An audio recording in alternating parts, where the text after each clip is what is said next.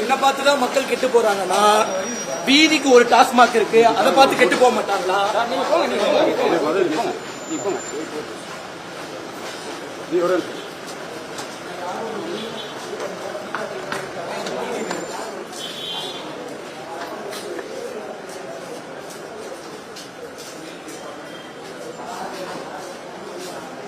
பொய் வழக்குகள் தான்.